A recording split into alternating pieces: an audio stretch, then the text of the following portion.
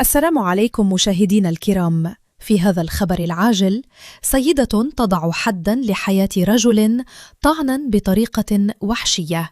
تابعوا التفاصيل. شهد شارع مولاي رشيد التابع لمقاطعة سايس بمدينة فاس زوال اليوم الاثنين جريمة قتل، بعدما أقدمت سيدة على توجيه طعنات قاتلة لرجل داخل شقة بإقامة بيرو سيجور في ظروف غامضة لا تزال موضوع بحث قضائي. وتشير المعطيات الأولية المتوفرة حول الجريمة فإن المشتبه فيها البالغة من العمر أواخر عقدها الثالث كانت تقيم بالشقة نفسها رفقة الضحية البالغ من العمر 53 سنة دون أن تربطهما علاقة شرعية، حيث اندلع نقاش حاد بين الطرفين زوال اليوم قبل أن يتطور إلى عراك بالأيدي لتنتهي المواجهة باستعمال المشتبه فيها سلاحاً أبيض وتوجيهها طعنات للضحية أسفرت عن وفاته في عين المكان.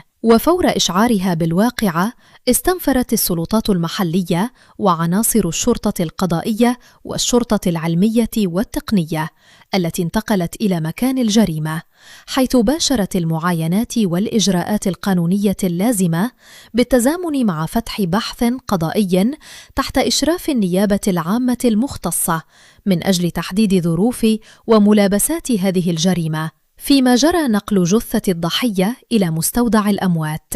وتمكنت المصالح الأمنية من توقيف المشتبه فيها، حيث جرى وضعها تحت تدبير الحراسة النظرية وفقاً لتعليمات النيابة العامة المختصة، في انتظار استكمال الأبحاث والتحريات الرامية إلى الكشف عن جميع ملابسات الواقعة وتحديد المسؤوليات القانونية المترتبة عنها.